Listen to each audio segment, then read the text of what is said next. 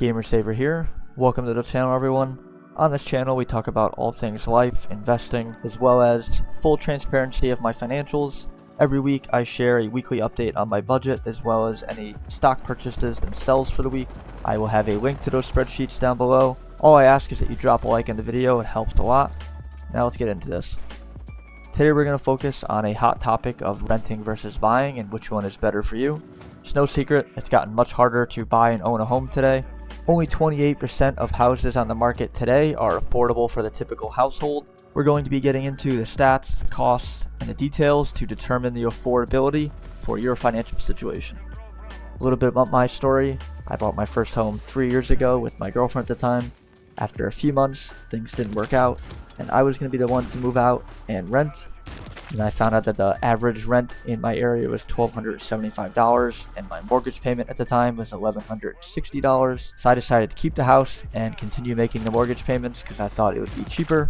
Little did I know I was going to be spending $21,000 plus in the last 3 years for home maintenance and repairs, so it ended up being a lot more expensive for me to keep the house, but I do not regret it. First up, we're going to go over the pros and cons of both renting and buying. For renting, there are a lot of pros, one of the biggest ones being not having to pay for repairs and maintenance. Your landlord is going to be responsible for that.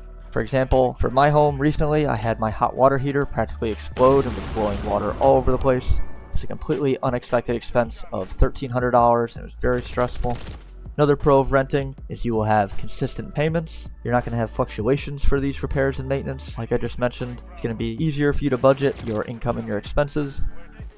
Another pro of renting is you have flexibility. When your lease is up, you can relocate or move if you'd like. Another pro of renting is that it will allow you to save money. Average cost of buying a home is 57% higher than renting. So most likely if you're renting, it's going to be cheaper, which is going to allow you to either invest or save money to put a bigger down payment when you are ready to buy a home. And lastly, the last pro for renting is it allows you time to improve your credit, which will also help you get a better rate when you are ready to buy. Now on to the cons. First up, on cons for renting, I have uncertainty. When you're renting from a landlord, they could sell the home or the apartment that you're living in, or when your lease is up, they can decide that they no longer want to rent. In that case, you're going to have to relocate. Another con is a possible rent increase. Costs are always going up nowadays, and when you buy a home, your mortgage payment will most likely be fixed or stay the same each month. Another con is you will not be building equity. All your money that you're paying towards rent is going to be going to your landlord and going to be helping someone else build equity. It's probably one of the biggest reasons people argue for buying a home is because they don't like having all their money going to someone else instead of going towards building home equity. It's actually one of the reasons why I decided to keep and buy my house. Another con is lack of comfort. Usually when you're renting, you're going to be unable to make modifications to your home or your apartment, and if you do, you're just going to be increasing the value of someone else's property. Now we're going to be moving on to the pros and cons of buying a house. One of the biggest pros of buying a house is you get to build equity. I've only owned my home for 3 years and I've built up almost $80,000 of equity because I put 20% down and the market's also gone up for me recently. Another pro of buying a house is you have the benefit of it being customizable. You can do whatever you want to it. You can paint the inside, paint the outside, you can remodel, and it also increases equity of your home as long as you can afford it. You also have stability. Your mortgage payment is going to be the same, and you're not going to have a landlord that can kick you out whenever they please or if they decide to sell from underneath you. There's also tax benefits of buying a house. It will decrease your taxable income by being able to deduct the interest you paid in your mortgage, which will allow and lead to bigger tax returns. Now we move on to the cons of buying a home.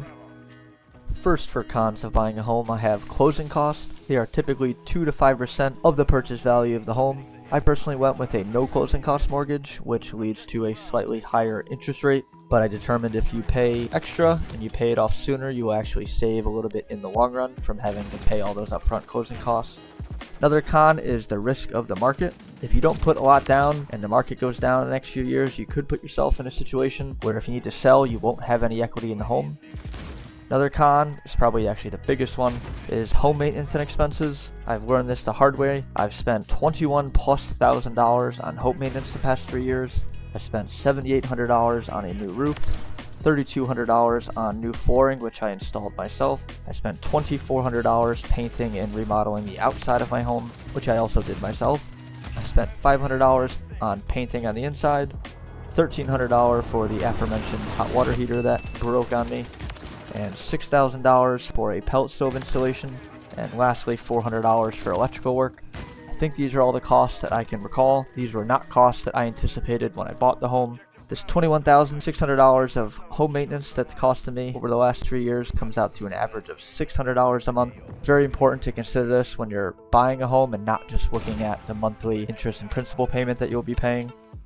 Another con of buying a home is that it limits your ability to invest. As we've gone over, it's most likely more expensive to buy a home than to rent, so it's going to limit the amount of money that you're going to be able to have available to invest and save. Last, for cons of buying a home, I have additional costs. These are going to be property taxes, which range from 0.5 to 1.5% of the home value. Mortgage insurance, if you don't put 20% down, you're going to have to pay 0.5 to 1% for PMI, private mortgage insurance. And lastly, you have homeowners insurance, going to be to insure your home, which is usually about 0.5 to 1% of the value of the home. All of these additional costs could lead to hundreds of dollars more per month in addition to your principal and your interest payment. So it's important to consider all these costs when you're determining your affordability and buying power of your home. Now we get into how to calculate home affordability and your buying power. Before we get into this example, I wanted to mention that if you are in a difficult housing market and you discover that your income will not allow you to buy a house in your area and that's something that you want to do, it may be beneficial if you would consider moving to another area that has a more affordable housing market. In this example, we're going to be looking at Toledo, Ohio. Just found a quick, nice little home here that was $140,000, 3 bedrooms, 2 baths, 1,300 square feet. We're going to go through this mortgage calculator example for the Toledo home at $140,000.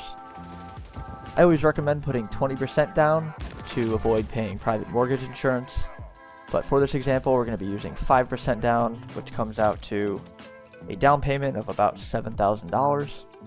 I have a 15-year, and that's what I'm going to be shooting for in the future if I buy another home, and currently a 15-year mortgage is at 5.61%.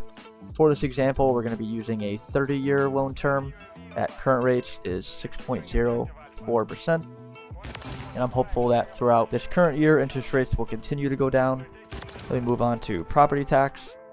Property tax rates typically range from 0.5 to 1.5%. In this example, the tax rate for Toledo, Ohio is 1.48%, which is actually almost identical to the property tax rate that I'm currently paying in my home. Then we got private mortgage insurance. As I mentioned before, if you make 20% of a down payment or more, you won't have to pay this. But in this example, because we're only doing 5% down or a $7,000 down payment, we're going to have to pay private mortgage insurance, which typically ranges from 0.5 to 1.5% of the original home loan. We're going to use 1% for this example. Homeowners insurance typically ranges from 0.5 to 0.6% of the value of the home. This is just to cover the home. This comes in at $840 of the home value in this example at 0.6%. Not going to have any monthly HOA fees for this home. I'm going to calculate this payment. Comes in at $1,154. This includes private mortgage insurance. This includes property tax. This includes homeowners insurance. This is for a 30-year mortgage at a 6.04 interest rate.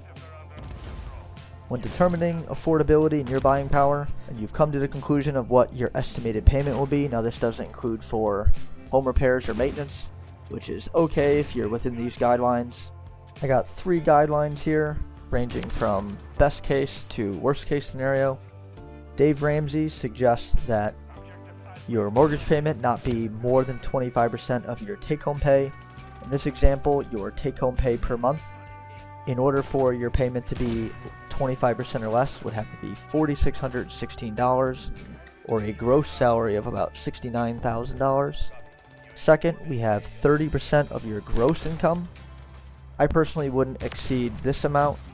It would come out to a gross income of $3,846 or a salary of $46,000. And lastly, some banks may let you take out a mortgage of up to 35% of your gross. It's a bit risky.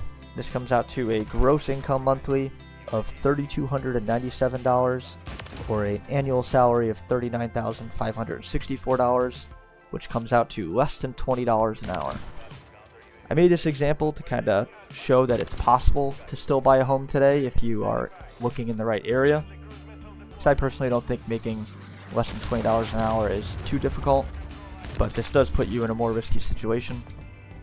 After going through the pros and cons of renting and buying, all of the costs of buying a home, and going through this Toledo, Ohio example, hope you're able to get a better picture of whether or not renting or buying is the right decision for you. I personally love my home despite it being more expensive than renting.